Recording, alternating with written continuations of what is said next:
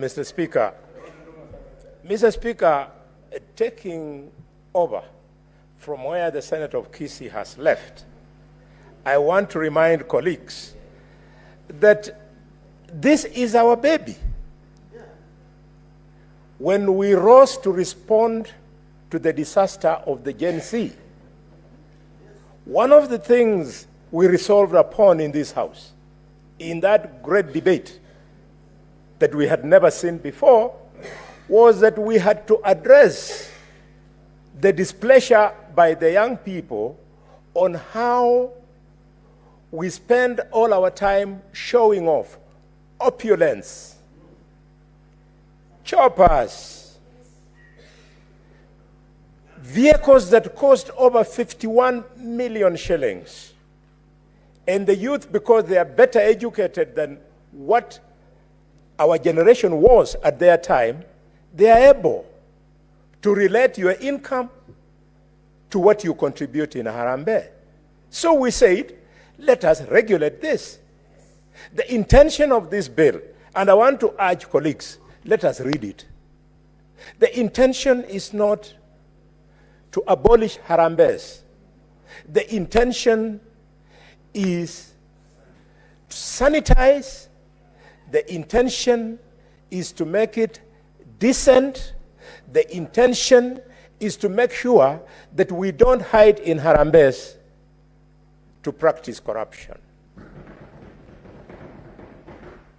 How can you accept the fact that you are taking your ill-gotten money to a funeral of a mass accident like the one we had in Ekolomani at Ego River, Lukose?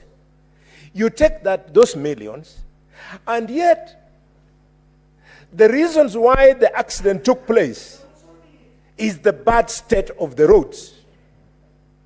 If you had a dual carriage from Nairobi to Kakamega to Busia and Uganda, the accidents that take place on these roads would be cut by over 80%. So, Senator Mungatana, thank you very much for your passion. But the point is, don't give us money which you have stolen, which would have fixed the roads, and those bad roads have caused us to die. Don't bring us that money. Allow the police to come after you so that you can be brought to order. What is your point of order, Senator Mungatana? Did you...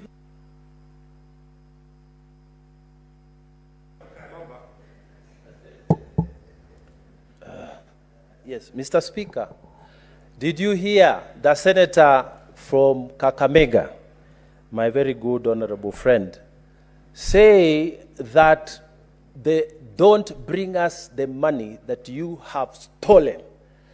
Mr. Speaker, is it a presumption that every person who actually, out of his good heart, or out of the problem that is there, and I'm speaking from about my county, Mr. Speaker. I don't know, Kakamega, maybe they are rich, Mr. Speaker. People are dying of hunger. If you get something and you want to help, is it a presumption, Mr. Speaker, that the people who are helping, the teachers, the doctors, the more prosperous farmers are thieves? Mr. Speaker, can Mr. Khalwale, Honorable Khalwale, my very good friend, please stop playing to the gallery and address the issues? I don't think that is a correct statement, Mr. Speaker. Honorable Mungatana, I don't think the Honorable Senator for Kakamega meant what you've just said. Indeed, if you remember during the debate on the state of the nation, none other than honorable senators were of the view, and that was after listening to the general public, that there could be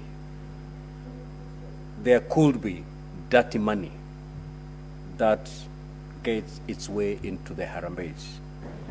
And therefore, it's important to bring transparency in the harambes. It's decent to bring some accountability in the way we do these harambes. And out of that concern that the House had, and in fact, this House went to resolve certain actions to be taken. One of them is basically to legislate and bring sanity in the Harambe space. So yes, there's that general perception. And not everybody who contributes in a Harambe is a thief. But as you know, if I might use a Kiswahili saying, samaki moja kioza, bahari mzima imeoza. So this particular piece of legislation is to address that particular one thief and leave there 1,000 wonderful people. But at least that particular one person who we are not sure of how their sources of, these funds, the fund do not make its way into the hands of the public. That's why this law is proposed. But I do not think the Honorable Senator for Kakamega had an ill motive by saying that some of this money that would have otherwise fixed a road ended up in the wrong hands, and it is that money that is coming at the tail end to bury victims of that very bad road, which bad road came as a result of the money that had been maybe stolen. So it is that space that we are trying to clean up.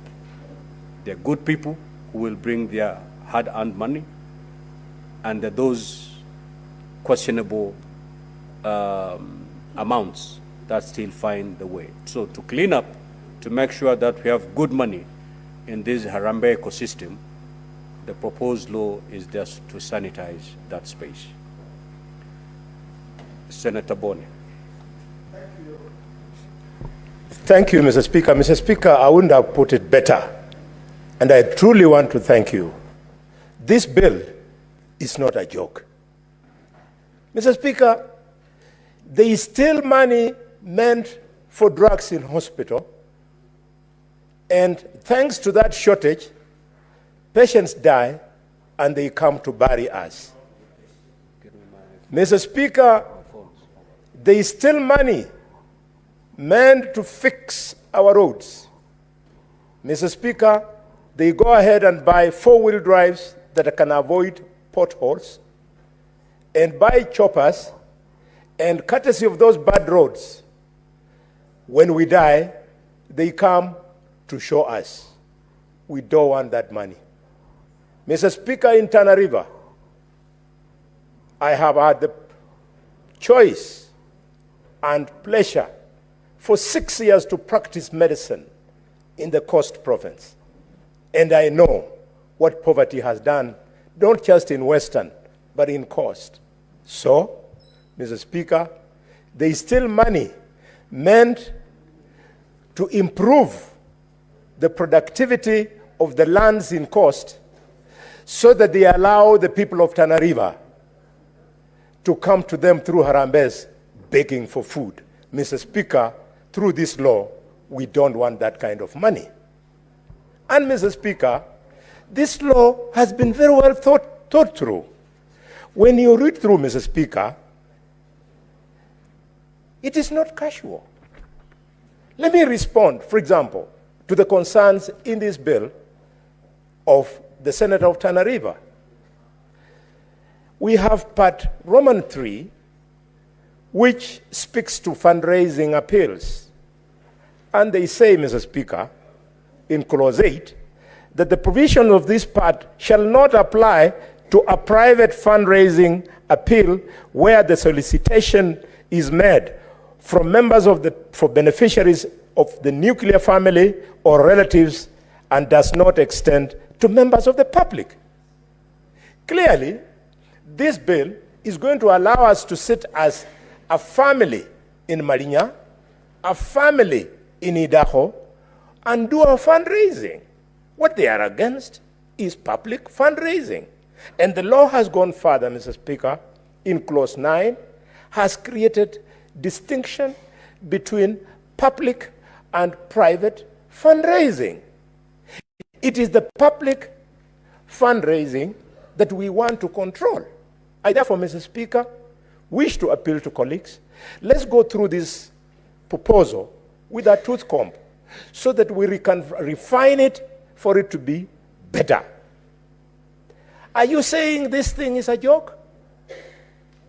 When you saw a few days ago, none other than the Catholic bishops of Kenya speak to this issue. And in fact, Mr. Speaker, in unprecedented action, Archbishop Anyolo, who for the information of this House, is a man born from Shinyalu, and he's the Archbishop here in Nairobi. Philip Anyolo has done the unthinkable. He has returned money to politicians. So when you say we are doing something that does not appeal to the public, knowing that Catholics control over 50% of the Christians in this country, knowing that the Catholics have permeated all our villages and they could possibly be the voice of the poor who we pretend to be assisting when actually thieves are using that opportunity to sanitize money that they have stolen from our coffers. We must address it so that on Sunday, when I go to church, when you go to church, when all our other politicians go, including the head of state, he can comfortably make his contribution without any worries as to the interpretation. And this law has gone further, Mr. Speaker. They have said in this law, in Clause 11, they have put exemptions. Exemptions are here.